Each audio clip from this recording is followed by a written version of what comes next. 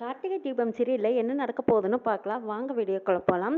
சாமுண்டீஸ்வரி துர்கா கிட்ட வந்து கேட்குறாங்க, இதப்பா துர்கா, இந்த கல்யாணம் நல்லபடியாக நடக்கும், இதில் எந்த ஒரு மாற்றமும் வராதுன்னு எனக்கு நீ சத்தியம் பண்ணி கொடுன்னு கேட்குறாங்க. துர்காவும் வேறு வழி இல்லாமல் கார்த்தியை பார்த்துட்டு சத்தியம் பண்ணி கொடுக்குறாங்க. அக்கா, இது எல்லாத்துக்கும் காரணம் உன்னோட சின்ன மாப்பிள்ளை பார்த்து இந்த கல்யாணத்தை நல்லபடியாக நடத்துவார், நீ அவர்கிட்ட கேளுங்கிறாங்க சந்திரா.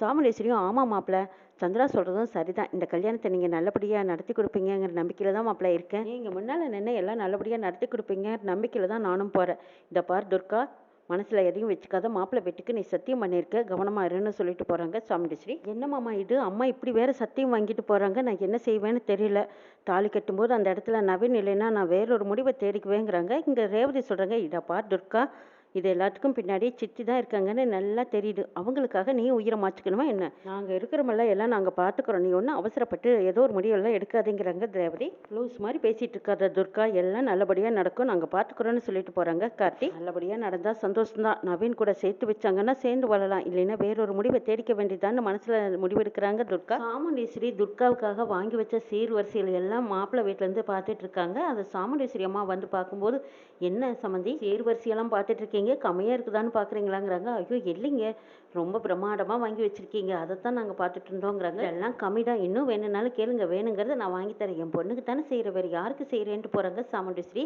இங்கே மாப்பிள்ளையோட அப்பாவா அம்மாவா நடிக்க வந்தவங்க சொல்கிறாங்க, மாப்பிள்ளைக்கு நல்ல லக்கு, அவனுக்கு சொத்துக்கு சொத்தும் கிடைக்குது, பொண்ணுக்கு பொண்ணும் கிடைக்குது, நமக்கு இருக்கிறது எல்லாம் நம்ம சொட்டிக்கிட்டு போக போகிறோம்.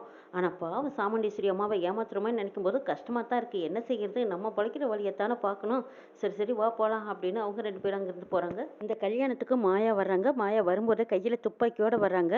அப்போ அந்த துப்பாக்கியை பார்க்குறாங்க மாயா, என் ரேவதி, நீ மட்டும் உன் புருஷன் கூட சந்தோஷமாக இருக்கணும், நான் மகேஷை பிரிஞ்சு தவிக்கணுமாடி, இருக்கட்டும், இந்த கல்யாணத்தோட உன்னோட கதையை முடிச்சிடுறேன் அப்படின்னு சொல்லிட்டு துப்பாக்கியை மறைச்சு வச்சுட்டு உள்ள வர்றாங்க. மாயா வந்ததும் கார்த்தியை பார்க்குறாங்க. ஐயோ இவன் என்ன இங்கே நின்று போன் பேசிகிட்டு இருக்கானே, ஒரு வேளை பார்த்துட்டானா பிரச்சனை ஆகிடுமே, என்ன செய்யலாம், சரி கண்டிக்காத போயிடலாம் அப்படின்னு சொல்லிட்டு கார்த்தி ஃபோன் பேசிகிட்டு இருக்கும்போது அவங்களுக்கு பின்னாடியே அங்கேருந்து மாயா போகிறாங்க. உள்ளே போகும்போது கார்த்தியும் கவனிக்கல. போனதும் மாயா போய் ஒரு சேரில் உட்காந்துக்கிறாங்க. ரேவதி எதிர்பார்த்துட்டு இருக்காங்க. அந்த பக்கமாக சாமுண்டீஸ்வரி யார்கிட்டயோ பேசிகிட்டு இருக்கிறாங்க. ரூம்லேருந்து அப்போ தான் ரேவதி ஃபோனில் பேசிட்டு வராங்க. அதை பார்த்துட்டு இருந்த மாயா, வாடி வா, உன்னைத்தான் இது வரைக்கும் எதிர்பார்த்துட்டு இருந்த, என் கண்ணு முன்னாடியே வந்து நிற்கிறியா, சரியான நேரத்தில் தான் வந்து நிற்கிற அப்படின்னு சொல்லிட்டு கையில் இந்த துப்பாக்கி எடுக்கிறாங்க மாயா. ரேவதி பேசி முடிச்சதும் ரூம்குள்ளே போயிடுறாங்க. மாயா குறி வச்சு, அடடா இப்போங்க பார்த்து உள்ளே போயிட்டாலே, சரி திரும்பவும் வரட்டும் காத்திருக்கலான்னு காத்திருக்காங்க. ரேவதி மறுபடியும் வெளியில் வரும்போது மாயா மறுபடியும் ஒரு சந்தர்ப்பம் கிடைக்குதுன்னு நினச்சிட்டு ரேவதியே பார்க்குறாங்க. ரேவதி கார்த்திகிட்ட போய் பேசிட்டு இருக்கிறாங்க. ரேவதி கிட்ட நான் போய் நவீன் ஜாமீனை பற்றி பார்த்து பேசி கூட்டிகிட்டு வரேன்ட்டு போகிறாங்க. சரிங்க, பார்த்து பத்திரமா சீக்கிரமாக கூட்டிகிட்டு வாங்கன்னு அனுப்பி வைக்கிறாங்க ரேவதி. மறுபடியும் ரேவதி ரூம்குள்ளே போய் ரோஹிணி துர்கா இவங்க கிட்ட போய் பேசிகிட்டு இருக்காங்க. அப்பவும் குறி வைக்கிறாங்க மாயா. அப்போ ரேவதி படக்குன்னு எழுந்திரிச்சிடுறாங்க. என்னது இவளை குறி வச்சு தாக்கும் போதெல்லாம் ஏதாவது ஒரு வழியில் தப்பிச்சிடுறாளே, என்னானாலும் சரி இன்னைக்கு இவளை சூட் பண்ணாத விடக்கூடாதுன்னு நினச்சிட்டு போகிற மாயா ரேவதிக்கு பின்னாடியே ஓடுறாங்க. திரும்ப திரும்ப கூட்டத்துக்குள்ளேயே வந்து நிற்கிறாளே, இந்த இடத்துல துப்பாக்கி எடுத்து சுடுறது ரொம்ப கஷ்டமாக இருக்குது, சரி நேரம் பார்த்து சூட் பண்ணிடலான்னு நினச்சிட்டு இருக்காங்க மாயா. அப்போங்க பார்த்து ஐஜி, போலீஸ் இன்ஸ்பெக்டர் இவங்க எல்லாரும் கல்யாணத்துக்கு வந்திருக்காங்க. ராஜராஜன் பார்த்ததும் அடடே வாங்க சார் அப்படின்னு கை கொடுக்குறாங்க. இதை பார்த்துட்டு இருந்த மாயா, அடக்கடவுளே பெரிய அதிகாரியெல்லாம் இந்த கல்யாணத்துக்கு வந்திருக்காங்க, இப்போ நம்ம துப்பாக்கியோடு இருக்கிறத அவங்க பார்த்துட்டாங்க, வசமாக மாட்டிக்குவோம், நம்ம இப்போதைக்கு யார் கண்ணிலையும் படக்கூடாதுன்னு ஓடி ஒழிஞ்சுக்கிறாங்க. துப்பாக்கியை கையில் வச்சுருந்தா ஆபத்து, அவங்க போகிற வரைக்கும் இது ஏதாவது ஒரு இடத்துல மறைவாக வச்சிடலாம், அதுக்கப்புறம் எடுத்துக்கலாம்னு சொல்லிட்டு ஒரு ரூமுக்கு போகிறாங்க. கட்டிலில் பெட்ஷீட் போட்டிருக்காங்க, பெட்ஷீட் அடியில் மறைச்சி வச்சுட்டு போகிறாங்க. இவங்க போகட்டும், அதுக்கப்புறமா இந்த துப்பாக்கியை நம்ம எடுத்துக்கலாம்னு சொல்லிட்டு மாயா பத்திரப்படுத்திட்டு போகிறாங்க. ஐஜி அடுத்த நாள் ஒரு ஃபங்க்ஷனுக்கு போகணும், அதனால பொண்ணு மாப்பிள்ளையை பார்த்து ஆசீர்வாதம் பண்ணிட்டு போகலான்னு வந்தேங்கிறாங்க. அப்படியா, இருங்க இப்போ பொண்ணு மாப்பிளையும் வர சொல்கிறேங்கிறாங்க ராஜராஜன். ரேவதியை போய் பொண்ணு மாப்பிளையும் கூட்டிகிட்டு வாங்குறாங்க. சரிப்பா நான் போய் கூட்டிகிட்டு வரேன்னு போகிறாங்க. நீங்கள் ஊர் தலைவராயிட்டீங்கன்னு கேள்விப்பட்டேன், ரொம்ப சந்தோஷம், வாழ்த்துக்கள்ங்கிறாங்க. நானாக போய் பதவியை தேடி போகலை, ஊர்க்காரங்களா நான் தான் நிற்கணும்னு ஆசைப்பட்டாங்க, அதனால தான் நான் இந்த தேர்தலில் நின்னுங்கிறாங்க சாமுண்டீஸ்வரி. பொண்ணு மாப்பிளையும் கூட்டிகிட்டு வர்றாங்க. அங்கே போலீஸ் இன்ஸ்பெக்டர் அவங்க ரெண்டு பேர்த்தையும் ஆசீர்வாதம் பண்ணிவிட்டு, சரி மேடம் நாங்கள் கிளம்புறோங்கிறாங்க. சரி சார் போயிட்டு வாங்கன்னு அனுப்பி வைக்கிறாங்க. இங்கே கார்த்தி ஜட்ஜை பார்க்கறதுக்காக போயிருக்காங்க. மாயா கட்டிலில் ஒளிச்சு வச்சிருக்கிற துப்பாக்கியை இங்கே குட்டீஸுங்க எல்லாரும் விளையாடிட்டு இருந்தால் அந்த துப்பாக்கியை எடுத்துடுறாங்க. டேய் இங்கே பாருடா துப்பாக்கி, போ எல்லாம் திருடம் போலீஸ் விளையாடலான்னு சொல்லி குட்டீஸுங்க எல்லாரும் அந்த துப்பாக்கி எடுத்துக்கிட்டு திருடம் போலீஸ் விளையாட போகிறாங்க. மாயா திரும்பி வந்து அந்த துப்பாக்கியை தேடிக்கிட்டு இருக்காங்க. அங்கே பார்த்தா மாயா ஒளிச்சு வச்ச இடத்துல துப்பாக்கியை காணோம். ஐயோ எங்கே போயிருக்கோம், நம்ம மறைச்சு வச்சதை யாராவது பார்த்துருப்பாங்களா, பார்த்து தான் எடுத்துக்கிட்டாங்களா, எங்கேன்னு தெரியலையே, வேறு யார் கைக்கு கிடைச்சாலும் பிரச்சனை ஆயிடுமே, என்ன செய்யலாம் அப்படின்னு அங்கங்கே தேடிக்கிட்டு இருக்கிறாங்க. கல்யாண வீட்டுக்கு பாட்டி சீர்வரிசையோடு வந்துட்டு இருக்காங்க. இதை சந்திரா பார்த்துடுறாங்க. சந்திரா சந்திரா பார்த்துட்டு பழசை நினைச்சு பார்க்குறாங்க. பாட்டிக்கிட்ட மன்னிப்பு கேட்காம நீங்க ஊரை விட்டு போக முடியாதுன்னு ஊர்க்காரங்கெல்லாம் சொன்னதுக்கு அப்புறம் திரும்பவும் சந்திராவும் சாமுண்டீஸ்வரியும் பாட்டிக்கிட்ட மன்னிப்பு கேட்டுட்டு ஊரை விட்டு வெளியே வந்ததை நினைச்சு பார்த்த சந்திரா, கிளவி உனி நான் பழி வாங்காம விட மாட்டேன். அன்னைக்கு நீ என்னை மன்னிப்பு கேட்க வச்சு இல்லை, இன்னைக்கு உனக்கு என்ன பண்றேன் பாருன்னு நினைச்சுக்கிட்டு சந்திரா சாமுண்டீஸ்வரியை பார்த்து, அங்க பாத்தியா அந்த கிளவி சீர்வரிசை தட்டோட வந்துட்டு இருக்கா, இதுக்கு நீ என்ன சொல்ற அப்படின்னு கேட்கவும் சாமுண்டீஸ்வரி பாட்டியை பார்த்து சரியான கோபத்தில் நிற்கிறாங்க. சாமுண்டீஸ்வரி போனதும் பாட்டியை நிற்க சொல்லி, நில்லு, உன்னை யார் இங்கே வெத்தலை பாக்கு வச்சு அழைச்சா? யாரும் அழைக்கலையே, நீ எதுக்கு இங்கே வந்தேன்னு கேட்குறாங்க. இதை பாரு சாமுண்டீஸ்வரி, எனக்கு யாரும் அழைக்கணுங்கிற அவசியம் கிடையாது. இது என் பேட்டியோட கல்யாணம். அந்த பேட்டியோட கல்யாணத்துக்கு வர்றதுக்கு எனக்கு எல்லா வகையான உரிமையும் இருக்குது. அதனால தான் சீர்வரிசை தட்டோட வந்திருக்கேன் சாமுண்டீஸ்வரி. நலங்கு வைக்கிற அன்னைக்கே உனக்கு நான் வெளியே விரட்டி விட்டுருக்கணும். போனால் போதுன்னு விட்டதுக்கு இன்னைக்கு சீர்வரிசை கொண்டு வர அளவுக்கு வந்துட்டியா? மரியாதையாக இங்கேருந்து வெளியில் போங்கிறாங்க சாமுண்டீஸ்வரி. நான் போக மாட்டேங்கிறாங்க பாட்டி. இதை பாரு சாமுண்டீஸ்வரி, நீ தான் எங்கள் கூட ஒட்டு உறவு இல்லாமல் இவ்வளவு நாளாக வாழ்ந்துட்ட. ஆனால் என் பேத்திங்களாவது என் கூட ஒட்டி பாசமாக இருக்கட்டுமே. இதையெல்லாம் உன்னால் தடுத்து நிறுத்த முடியாதுன்னு சொல்லிட்டு இருக்காங்க பாட்டி. பாட்டி அக்கா, உன் பிள்ளைகளை உனக்கு எதிராகவே இந்த கிழவி எப்படி தூண்டி விடுறது பாரு. முத இந்த கிழவியை நம்ம வீட்டுக்குள்ளே விட்டது தப்பு. அடுத்தது மாமாவை அந்த ஊர் கும்பாபிஷேகத்துக்கு அனுப்பி வச்சது பெரிய தப்புக்கா. பாட்டி ஊருக்காரங்க கிட்ட கேட்குறாங்க, பார்த்தீங்களா நான் சீர் செய்யக்கூடாதுங்கிறாங்களே, இது நியாயமா தப்பான்னு நீங்களே சொல்லுங்கங்கிறாங்க. இதை பாருமா, பாட்டி அவங்க பேட்டிக்காக சீர் செய்ய வந்திருக்காங்க. அவங்க சீர் செய்யற முறையை செய்யட்டும், நீங்க பேசாம அமைதியா நில்லுங்க. அவங்களுக்கு இருக்கிற உரிமையை அவங்க செய்யட்டும்னு ஊர்க்காரங்க சொல்றாங்க. என்னோட உரிமையை யாருக்காகவும் எதுக்காகவும் விட்டு கொடுக்க முடியாது. என்னோட பேட்டிக்கு நான் சீர் செய்யற உரிமை எனக்கு இருக்கு. நான் சீர் செஞ்சுட்டு தான் போவேன்னு சொல்றாங்க பாட்டி. இதை கேட்டுட்டு இருந்த சந்திரா போனதும் அந்த தட்டத்தை தட்டி விட்டுறாங்க. கிழவி, இப்படி எல்லாம் உன்னை அவமானப்படுத்தினா தான் நீங்க இருந்து போவையா? இதுக்கப்புறம் போகவே மாட்டியா அப்படின்னு சொல்லி சந்திரா நின்றுட்டு இருக்கும்போது அங்க இருந்த எல்லாருமே சந்திரா மேல சரியான கோபத்திலையும் ஆத்திரத்திலையும் பார்த்துட்டு இருக்காங்க. ராஜராஜனுக்கு என்ன செய்யறதுன்னே தெரியல. இந்த சந்திராவை அப்படியே பலார்னு அறையலாமான்னு பார்த்துட்டு இருக்காங்க. இங்க சாமுண்டீஸ்வரியே இந்த மாதிரி ஒரு அவமானத்தை எதிர்பார்க்கல. சந்திரா இப்படி நடந்துக்குவான்னு நினைச்சு கூட பார்க்கலையே, இப்படி பண்ணிட்டாலேன்னு பார்த்துட்டு இருக்காங்க. இதை பார் கிழவி, எங்க அப்பா அம்மாவோட சாவுக்கு காரணமே நீ தான். சின்ன வயசுல இருந்து அப்பா அம்மா இல்லாம வளர்றது எவ்வளவு கஷ்டம் தெரியுமா? ஆம்பளைகளால நாங்க எவ்வளவு கஷ்டப்பட்டு அதையெல்லாம் தாண்டிட்டு நாங்க இன்னைக்கு இந்த நிலைமையில வந்து இருக்கோம்னா அதெல்லாம் எவ்வளவு கஷ்டத்தை தாண்டி வந்திருக்கோம் தெரியுமா? இது எல்லாத்துக்குமே காரணம் நீயும் உன் புருஷனும் தானே. இதெல்லாம் நீ வேணா மறந்துருக்கலாம், எங்களால இதெல்லாம் மறக்கவே முடியாதுன்னு சொல்லிட்டு இருக்கிறாங்க சந்திரா. இதை கேட்டு இருந்த ரேவதி சொல்றாங்க, என்ன சித்தி, இதுவே எத்தனை நாளைக்கு தான் இப்படியே சொல்லிட்டு இருப்பீங்க? பாட்டி தான் அதுக்கு உங்ககிட்ட எத்தனை தடவை மன்னிப்பு கேட்டுட்டாங்க. தாத்தா பாட்டி எல்லாம் பக்கத்திலேயே இருந்து அவங்க பாசமே என்னன்னு தெரியாம நாங்களும் வளர்ந்துட்டோம். இப்போவாவது எங்க தாத்தா பாட்டியோட நாங்க ஒட்டி வளர்றோம். இதையெல்லாம் நீங்க தடுக்காதீங்கன்னு கேட்குறாங்க ரோஹிணி. சந்திரா மறுபடியும் பாட்டியை கேவலப்படுத்துறதுக்காக, என் கிழவி அம்மாவுக்கு எதிராக பொண்ணுங்களை தூண்டி விட்டுட்டு இருக்கிறியே, நீ எல்லாம் என்ன நல்ல குடும்பத்துல தான் பிறந்தியா?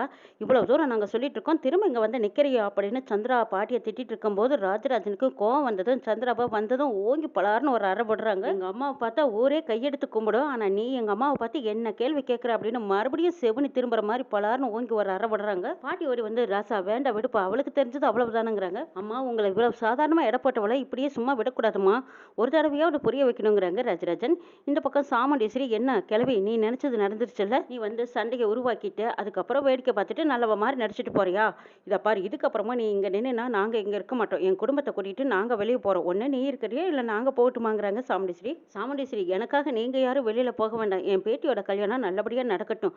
என்னோட ஆசீர்வாதம் எங்க இருந்தாலும் என் பேத்திக்கு கிடைக்கும். நானே வெளியில போயிடுறேன்னு பாட்டி அழுதுகிட்டே வெளியில போறாங்க. ரேவதி ஓடி வந்து சாமுண்டீஸ்வரி கிட்ட கெஞ்சுறாங்க, ஆமா பாட்டி இருக்கட்டுமா, பாட்டி இருந்தா நல்லதுங்கிறாங்க. இதை பாரு, அந்த கிழவி வெளியில போகட்டும். கிழவி வெளியில போறதுதான் நல்லது. நீ எதுவும் பேசாத, என்கிட்ட பேசி சமாதானம் பண்ணணும்னு நினைக்காதேன்னு சொல்லிட்டு போயிடுறாங்க சாமுண்டீஸ்வரி.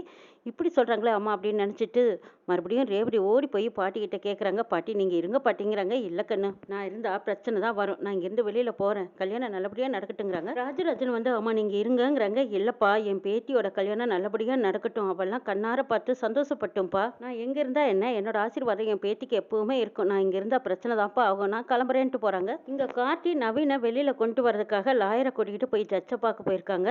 ஜட்ஜி இன்னைக்கு வரதுக்கு கொஞ்சம் லேட் ஆகும் போல இருக்குன்னு சொல்லிட்டு இருக்கும்போது, அப்படி அவர்கிட்ட நான் போன்ல பேசணும்னு கார்த்தி கேட்குறாங்க. ஜட்ஜி வீட்டு மேனேஜர் சொல்றாங்க, சார் உங்ககிட்ட போனை கொடுக்க சொல்றாங்க, இந்தாங்க பேசுங்கன்னு சொல்லி போனை கொடுக்குறாங்க. கார்த்தி ஜட்ஜி கிட்ட நேரடியாக பேசுறாங்க. ஜட்ஜு கார்த்தி கிட்ட சொல்றாங்க, கார்த்தி லாயர் எல்லா விஷயத்தையும் என்கிட்ட சொன்னாரு, ஆனா நானும் நைட்டே வந்து பேசிக்கலான்னு தான் நானும் உங்களை வீட்டுக்கு வர சொன்னேன். ஆனா இப்போதைக்கு என்னால் கிளம்பி வீட்டுக்கு வர முடியல, நான் நாளைக்கு காலையில தான் வர முடியும், என்ன செய்யலாங்கிறாங்க. சார் நாளைக்கு காலையில கல்யாணம் விடிஞ்சதும் கல்யாணத்தை வச்சிருக்கோம், மாப்பிள்ளை வந்தாகணும், நீங்க ஜாமீன்ல விட்டீங்கன்னா தான் அவன் வருவான்னு கேக்குறாங்க கார்த்தி. ஜட்ஜு நவீன் வெளியில வர்றதுக்கான ஏற்பாடு நான் பண்ணி கொடுக்குறேன்னு சொல்லிட்டு ஜட்ஜ் ஒரு ஏற்பாடு பண்றாங்க. கார்த்தியும் நவீனையும் வெளியில கூட்டிட்டு வர்றதுக்கான முயற்சி எடுத்துட்டு இருக்காங்க. இங்க பார்த்தோம்னா பாட்டி கோயில்ல போய் உட்காந்து அழுதுகிட்டு இருக்காங்க. அப்பதான் ஏட்டையாவோட பேத்தி நடந்த விஷயங்கள் அத்தனையும் தாத்தா கிட்ட சொல்றாங்க. இதை கேட்ட தாத்தா ஓடி வராங்க. பாட்டி கிட்ட வந்து மன்னிப்பு கேக்குறாங்க. அம்மா என்ன மன்னிச்சிடுங்கம்மா, இத்தனை நாளா நான் ஒரு உண்மையை மறைச்சிட்டேங்கிறாங்க.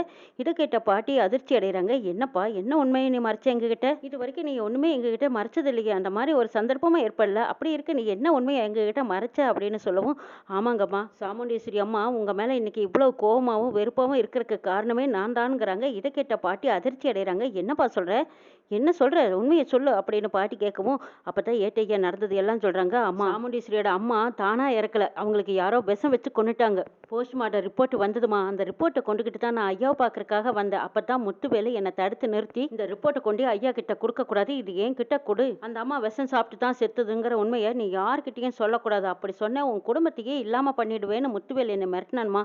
அதனால தான் நான் இந்த உண்மையை சொல்ல முடியாமையே போயிடுச்சு. என்னோட குடும்பம் நல்லா இருந்தா போதும்னு நான் சுயநலத்துக்காக ஒரு உண்மையை மறைச்சதுனால இன்னைக்கு அதுக்கு பாவத்துக்கு தண்டனைக்கும் நீங்க தான் ஆளாகி இருக்கீங்க.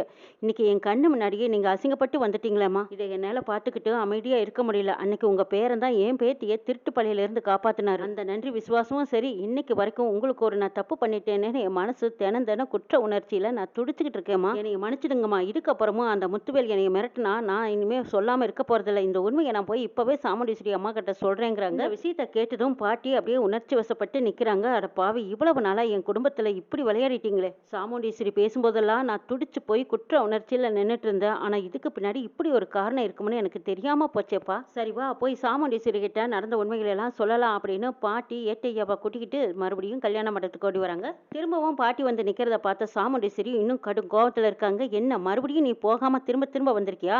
இந்த கல்யாணத்துல பிரச்சனை பண்ணணும்னே நீ வந்திருக்கியான்னு கேக்குறாங்க. இதை பார் சாமுண்டீஸ்வரி, நீ தான் என்னை தப்பா புரிஞ்சுக்கிட்ட.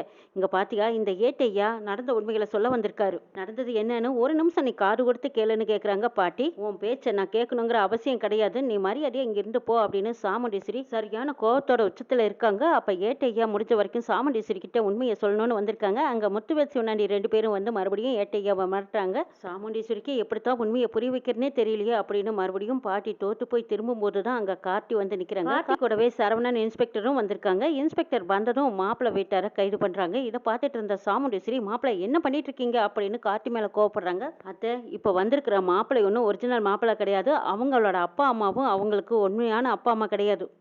இது எல்லாத்துக்கும் காரணம் சந்திரா தான் உங்க கண்ணை கட்டி காட்டுல விடுறதுக்காக இப்படி ஒரு ஏற்பாட்டை பண்ணியிருக்காங்கன்னு கார்த்தி சொல்றாங்க. இதை கேட்டதும் சாமுண்டீஸ்வரி நம்ப முடியாம நிக்கிறாங்க. என்ன மாப்பிள்ளை சொல்றீங்க? அந்த நவீனுக்கும் துர்காவுக்கும் கல்யாணம் பண்ணி வைக்கணுங்கிறதுக்காக இப்படி ஒரு பொய்யை சொல்லி டிராமா பண்றீங்களான்னு கேக்குறாங்க சாமுண்டீஸ்வரி. என்ன உண்மையை நீங்க எப்பவுமே புரிஞ்சுக்க மாட்டீங்களா? உண்மை இருக்கிற பக்கம் திரும்பவே மாட்டீங்களா? எப்பவுமே உங்க தங்கச்சிக்காகவே சப்போர்ட் பண்ணிட்டு இருப்பீங்களா? உங்க தங்கச்சி துர்கா வாழ்க்கையை நாசம் பண்ணுங்கிறதுக்காகத்தான் இப்படி ஒரு மாப்பிள்ளையை ஏற்பாடு பண்ணியிருக்காங்க. மாப்பிள்ளைக்கு அப்பா அம்மாவா இவங்க நடிக்க வந்தவங்க. உண்மையா பொய்யான்னு கேளுங்கன்னு கேக்குறாங்க கார்த்தி. இதை கேட்ட சாமுண்டீஸ்வரி அந்த அப்பா அம்மாவை பாக்குறாங்க. அவங்களும் கிட்ட நடுங்கிட்டு இருக்காங்க. இந்த பக்கம் சரவணன், இன்ஸ்பெக்டர், கான்ஸ்டபிள் எல்லாரும் வந்து நிக்கிறத பார்த்ததும் மாப்பிள்ளையா நடிக்க வந்தவரும் அவங்க அப்பா அம்மாவா நடிக்க வந்தவங்க எல்லாருமே உண்மையை ஒத்துக்கிட்டு, ஆமா மேடம், சந்திரா சொல்லித்தான் பணத்துக்கும் நகைக்கும் ஆசைப்பட்டு வந்துட்டோம் மேடம், எங்களை மன்னிச்சிடுங்க. இதை பாருமா சந்திரா, நீ கொடுக்குற பணமும் வேண்டாம், எங்களுக்கு இந்த தண்டனையும் வேண்டாம், எல்லாம் நீ தான் காரணம் அப்படின்னு சொல்லிட்டு அவங்க அங்கிருந்து நழுவிட்டு போயிடுறாங்க. இந்த பக்கமா சாமுண்டீஸ்வரிக்கு வந்ததே கோபம். சந்திராவை ஓங்கி பலார் நிறையிறாங்க. அப்ப கூட சந்திரா அவங்க பக்கம் நியாயம் இருக்கிற மாதிரி சமாளிக்க பார்க்குறாங்க. இன்னும் என்னெல்லாம் நடக்க போகுதுங்கிறதையும் நாளை சொல்ல பார்க்கலாம்.